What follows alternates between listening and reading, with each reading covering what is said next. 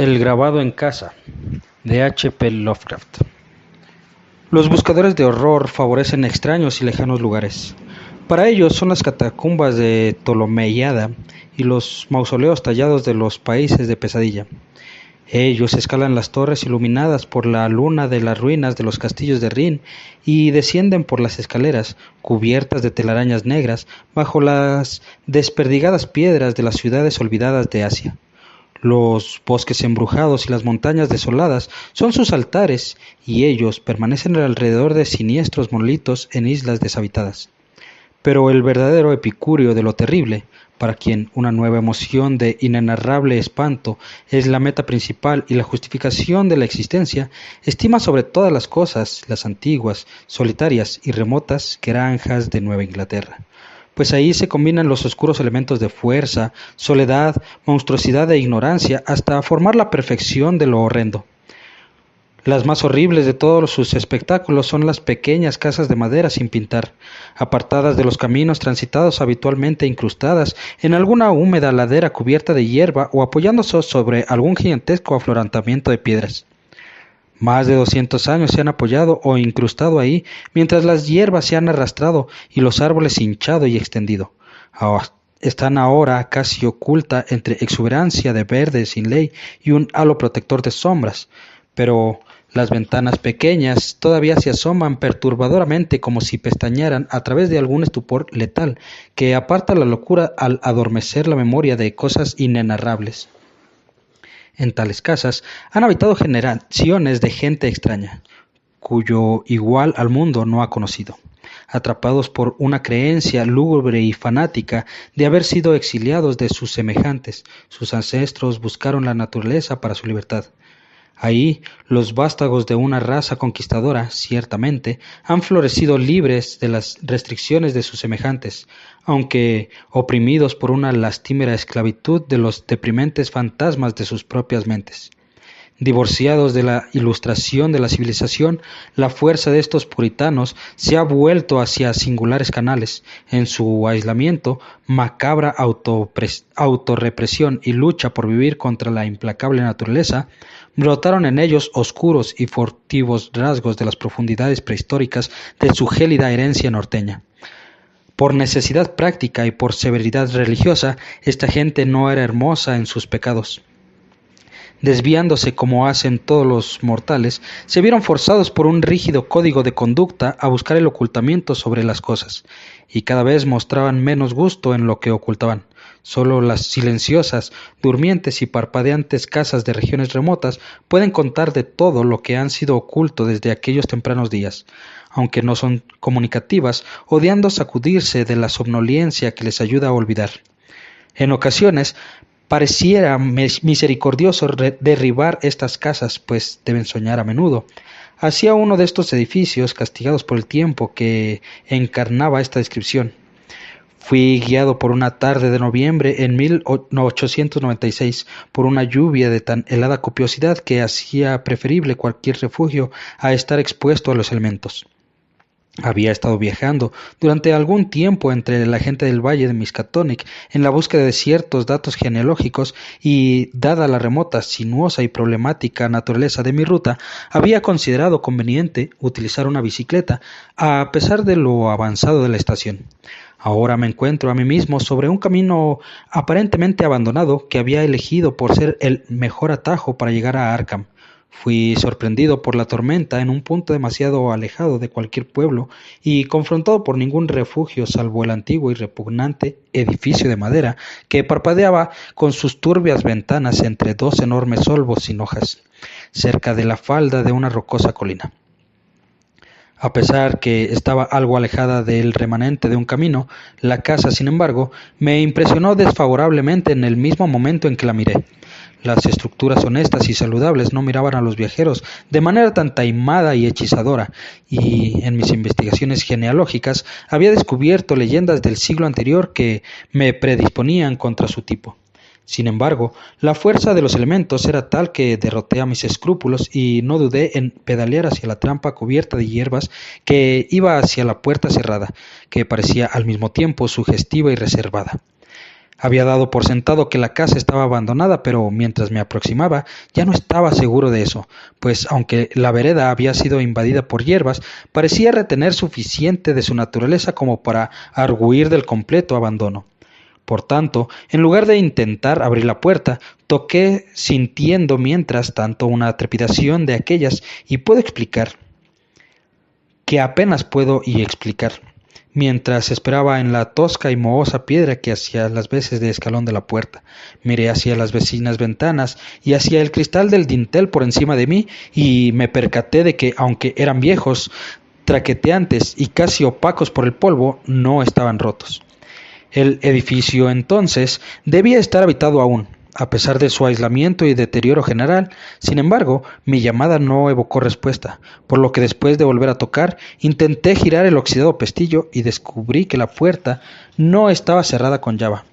Había dentro un pequeño vestíbulo con paredes de las cuales caía yeso y a través del marco de la puerta llegaba un hedor tenue, aunque peculiarmente desagradable.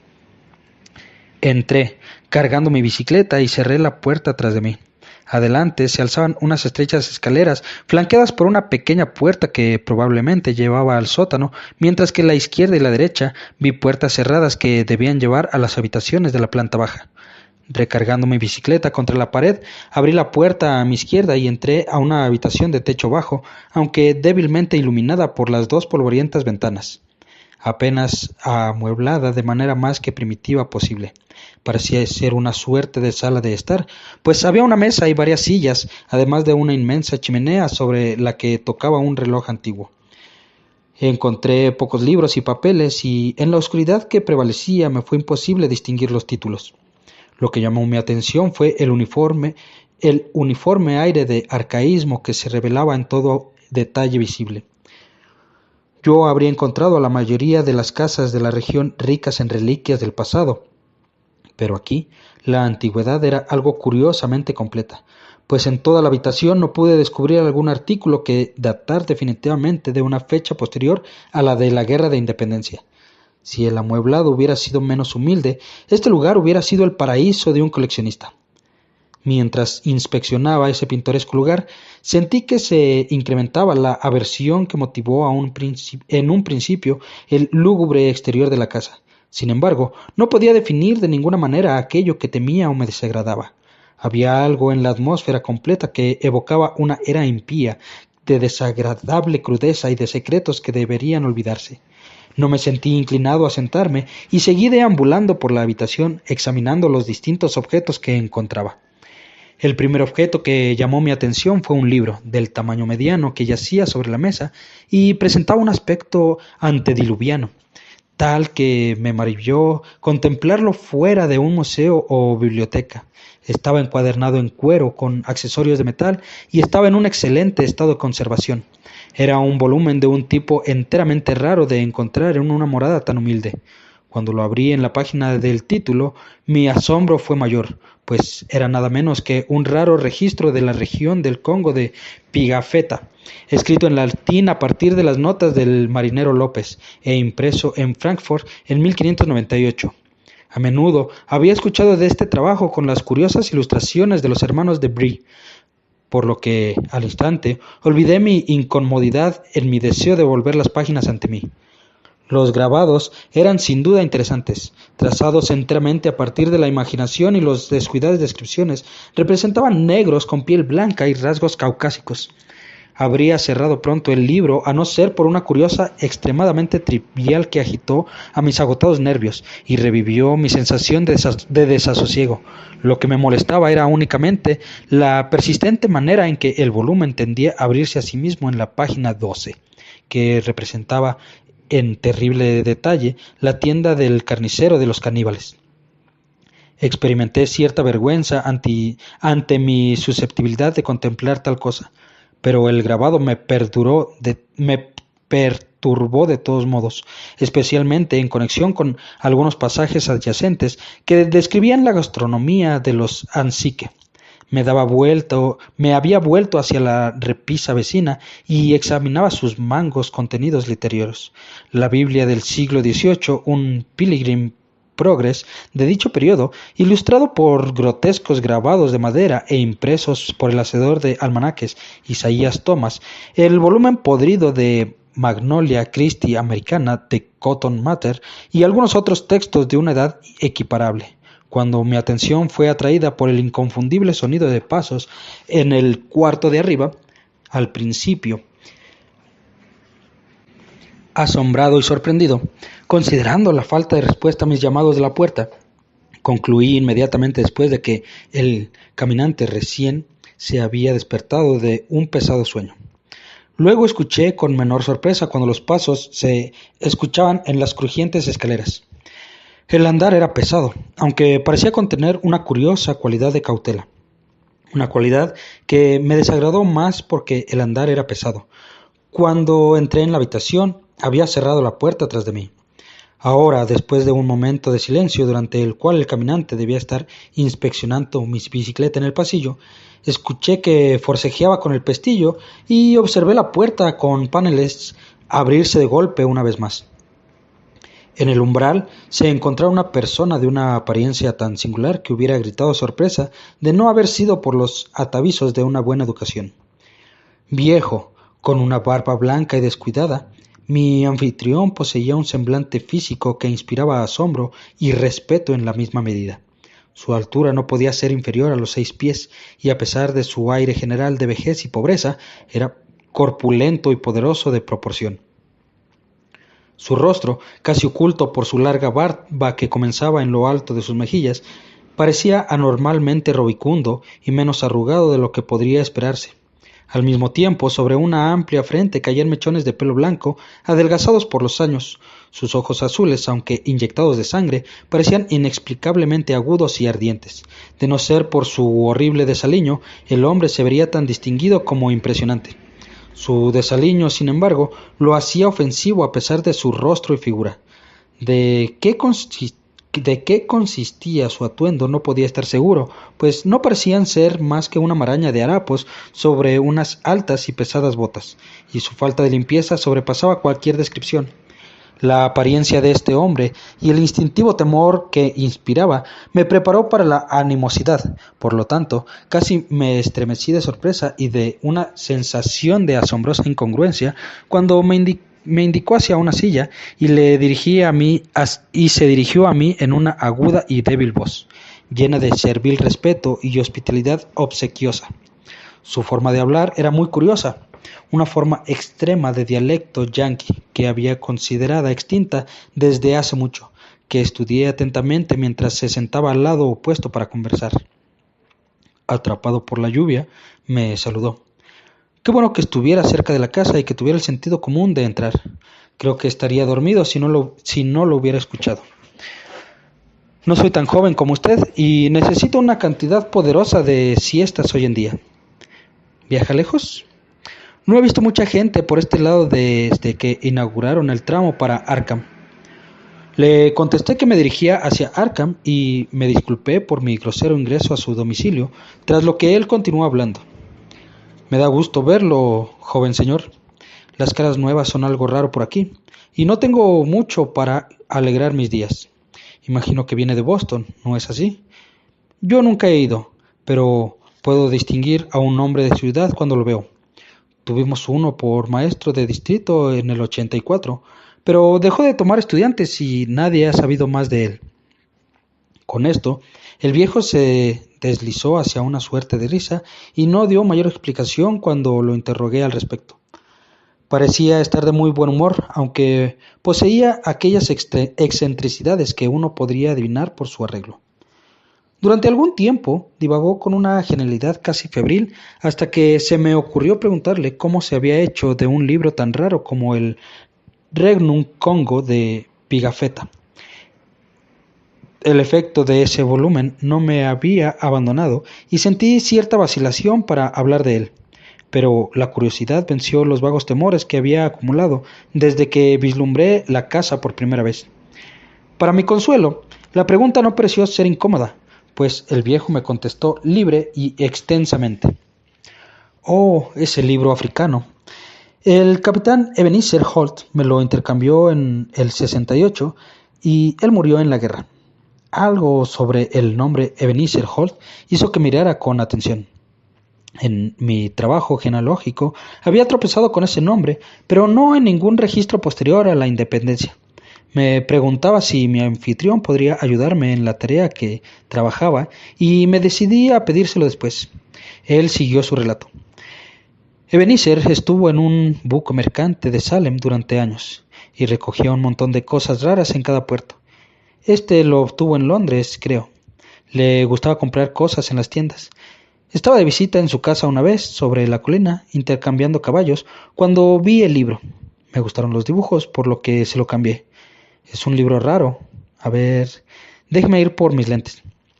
El viejo rebuscó entre sus harapos, extrayendo un par de sucios lentes increíblemente antiguos, de pequeños cristales octagonales y armazón de acero. Tras colocárselos, alcanzó el volumen sobre la mesa y comenzó a volver las páginas amorosamente. Ebenezer podía leer un poquito de esto. Es latín, pero yo no. Hice que 2 o 3 maestros me leyeran una parte y el pastor Clark, que dice que se ahogó en el lago. ¿Usted puede entender algo del libro? Le dije que sí podía y traduje para su beneficio un párrafo de las primeras páginas. Si me equivoqué, él no era lo suficientemente erudito como para corregirme. Parecía infantilmente contento de mi versión inglesa. Su cercanía se estaba volviendo bastante desagradable, pero no veía manera de escapar de ella sin ofenderlo. No me divertía con el infantil cariño que el viejo ignorante sentía por los dibujos de un libro que no podía leer y me pregunté si tendría éxito con los pocos libros en inglés que adornaban la habitación. La revelación de su ignorancia removió gran parte de una mal definida aprensión que sentía y sonreí mientras seguía divagando mi anfitrión. Es raro cómo los dibujos hacen pensar al cuerpo. Tomé por ejemplo esta del principio. ¿Alguna vez había visto árboles como esos? Con grandes hojas abanicando hacia todos lados. Y esos hombres no pueden ser negros. Los dibujaron mal, como los indios, creo. Incluso si estuvieran en África, algunas de estas criaturas parecen monos, o cosas mitad mono, mitad hombre. Pero jamás escuché de algo parecido a aquí. Aquí apuntó hacia una fabulosa criatura del artista que podía describirse como una suerte de dragón, pero con cabeza de caimán. Pero ahora le mostraré el mejor, este dibujo de aquí. El habla del viejo se volvió más gruesa y sus ojos asumieron un brillo más intenso, pero sus manos, aunque aparentemente más torpes que antes, eran adecuadas para su misión. El libro cayó abierto, casi por su propia voluntad, como también su frecuente consulta, a la repulsiva lámina 12, la que mostraba la tienda del carnicero ante los caníbales anziques. La sensación de inquietud regresó, aunque no di muestras de ella. Lo que parecía especialmente bizarro era que el artista hubiera hecho que sus africanos parecieran hombres blancos. Las extremidades y cuartos traseros colgando de las paredes de la tienda eran espantosos, mientras que el carnicero con su hacha era horrendamente incongruente. Pero mi anfitrión parecía complacerse con lo que miraba en la misma medida con la que a mí me desagradaba. ¿Qué piensa de este? Nunca se ha visto algo así por aquí, ¿verdad? Cuando vi este dibujo le dije a Hepholt, eso es algo que te das cuenta y hace cosquillas en la sangre. Cuando leí las escrituras acerca de la muerte, como los que mataron los midianitas, no tenían dibujos, pero me imagino que era así. Aquí alguien puede ver todo lo que hay. Supongo que es pecado, pero no todos nacimos y vivimos en pecado. El tipo que está descuartizando se da cosa cada vez que lo miro. Y tengo que seguirlo mirando. ¿Ve que el carnicero ha cortado sus pies?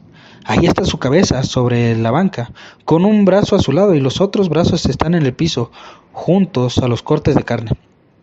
Mientras el hombre murmuraba sobre eso, en un éxtasis perturbador, la expresión de su rostro detrás de los lentes se volvió indescriptible. Aunque su voz se hundió más que elevarse, apenas pueden registrarse mis propias sensaciones.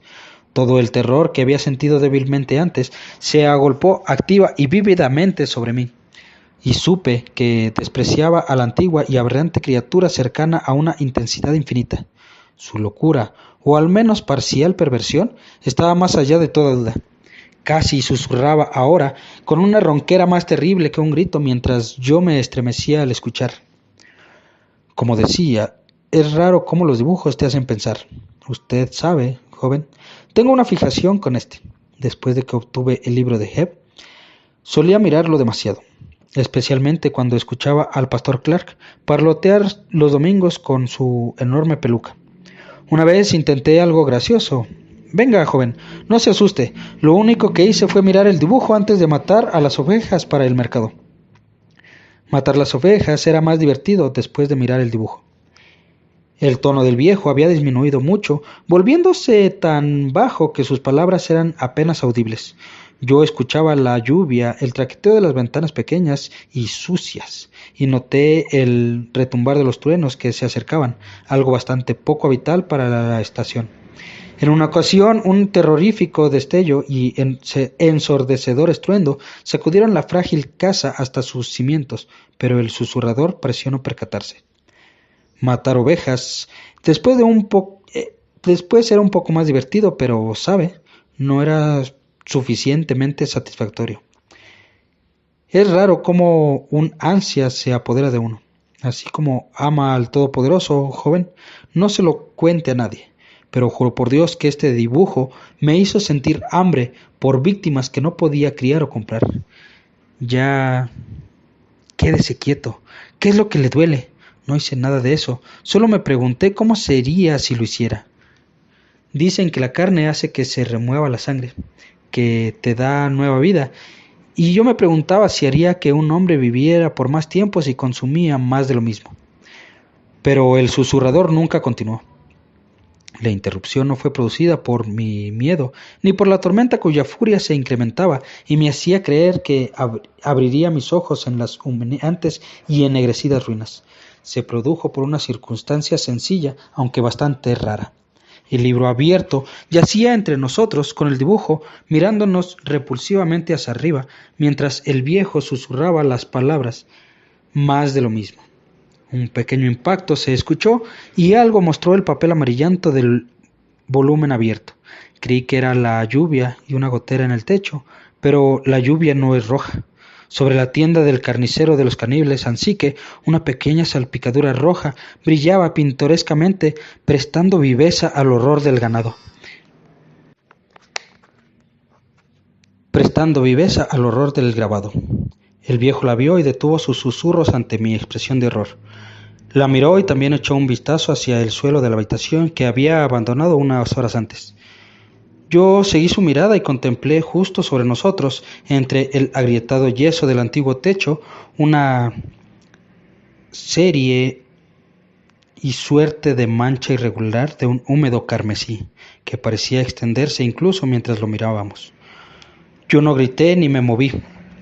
Solo cerré mis ojos. Un momento después llegó el tiránico relámpago de relámpagos, destruyendo esa casa maldita de secretos inenarrables y trayendo el olvido que, por sí solo, rescató a mi mente.